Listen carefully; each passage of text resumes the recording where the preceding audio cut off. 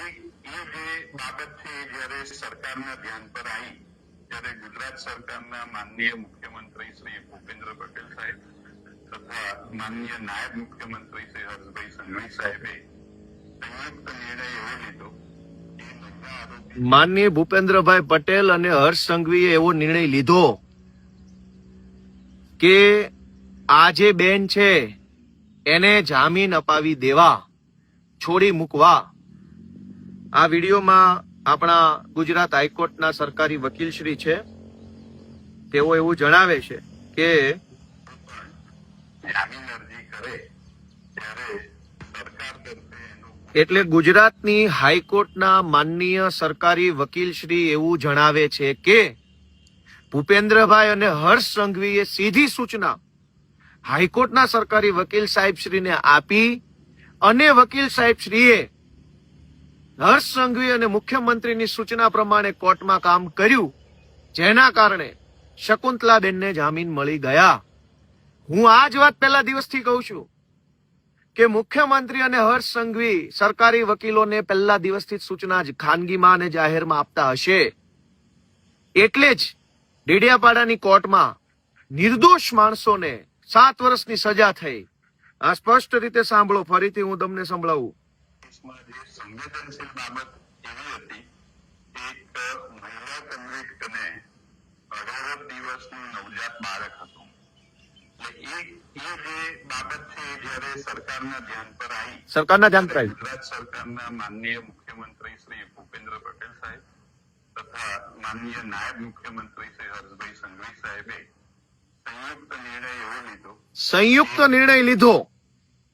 હર્ષ સંઘવી અને ભૂપેન્દ્ર પટેલે સંયુક્ત નિર્ણય લીધો કે ચૈતર વસાવાને ખોટા કેસમાં 7 વર્ષની સજા પાડી આદિવાસી સમાજને જાગૃત કરે છે એ કામ રોકવાનું છે. આ ખેલ આજે ખુલ્લો પડી ગયો. હાઈકોર્ટના માનનીય સરકારી વકીલ શ્રી પોતે બોલે છે કે એને સરકારમાંથી સીધી સૂચના મળી અને કોની અધિકારીની નહીં, કાયદા વિભાગના આઈએએસ ની નહીં, કાયદા વિભાગના સચિવ, ઉપસચિવ, નાયબ સચિવ, મદદનીશ સચિવ વગેરેની નહીં, સીધી ગૃહમંત્રી હર્ષ સંઘવી અને ભૂપેન્દ્ર પટેલની સીધી સૂચના મળી. તો એનો અર્થ એમ થયો કે આ આખા કેસની અંદર સીધી સૂચના ત્યાં બેઠેલા 2 માણસોએ આપી છે, ચૈતર વસાવાને જેલમાં પૂરવાની. અને હવે એવું કહેવામાં આવે છે કે માનવતાનો સંવેદનશીલ અભિગમ રાખ્યો. ભાઈ, ડેડિયાપાડાના કેસમાં રાજપીપળાની સેશન્સ કોર્ટમાં પણ સરકારી વકીલ હતા જ. તો રાજપીપળાની સરકારી વકીલ જે કોર્ટમાં સરકારી વકીલ છે એને મુખ્યમંત્રી અને ગૃહમંત્રીએ કેમ માનવતાનો સંદેશ ન આપ્યો? ત્યાં તો સરકારી વકીલે જે કાંઈ દલીલો કરવાની હતી એ કરી, ખોટી સજા પડાવડાવી.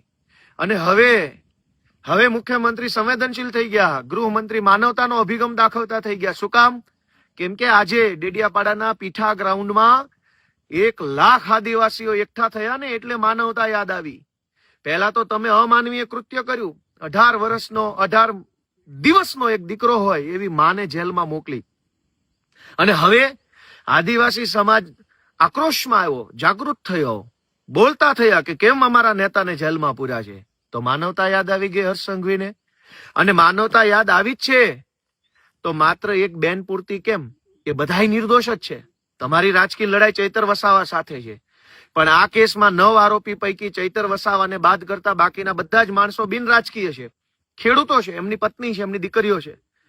તમને માનવતા જ યાદ આવી તો બાકીના બધા લોકોને કેમ જેલમાં પૂરી રાખ્યા છે? હર્ષ સંઘવી અને ભૂપેન્દ્રભાઈ પટેલને એટલી જ વિનંતી, અને ગુજરાતભરના આદિવાસી સમાજને મારી તો એટલી વિનંતી છે કે આ આખો રાજકીય કેસ છે, આખો રાજકીય સ્ટન્ટ ઉભો કરવામાં આવ્યો છે. આજે હાઈકોર્ટના સરકારી વકીલ શ્રી જે બોલ્યા છે એનાથી સાબિત થઈ ગયું કે આખા કેસની અંદર મુખ્યમંત્રી અને ગૃહમંત્રીને શરૂઆતથી લઈ અંત સુધી બધી માહિતી છે. છેલ્લી વાર આ વિડીયો સાંભળી લો શું બોલે છે, સાંભળો. એ કિસ્સામાં કાયદાનું કામ કર્યું છે, પણ એ કેસમાં જે સંવેદનશીલ બાબત એવી હતી, એક મહિલા કન્વિક્ટને 18 દિવસનું નવજાત બાળક હતું. એટલે એ જે બાબત છે જ્યારે સરકારના ધ્યાન પર આવી ત્યારે ગુજરાત સરકારના માનનીય મુખ્યમંત્રી શ્રી ભૂપેન્દ્ર પટેલ સાહેબ તથા માનનીય નાયબ મુખ્યમંત્રી શ્રી હર્ષભાઈ સંઘવી સાહેબે સંયુક્ત નિર્ણય એવો લીધો કે મહિલા આરોપી જ્યારે પણ જામીન અરજી કરે ત્યારે સરકાર તરફે એનો કોઈ પણ જાતનો વિરોધ કરવાનો નથી, જેથી એ સૂચનાને અનુસરીને ગુજરાત સરકારના પ્રોસિક્યુટર તરીકે સૂચનાને અનુસરીને જ્યારે નામદાર એટલે કોર્ટમાં કે સરકાર સૂચનાઓ આપે છે અને સરકાર સૂચના આપે એ તો હું સમજુ છું, પણ સરકાર સૂચના આપે તો સરકારનો કર્મચારી અધિકારી એનો ઓથોરાઇઝ માણસ આપે. મુખ્યમંત્રી ક્યારેય કોઈને સીધી સૂચના ન આપે. આમાં સીધી સૂચના આપી છે.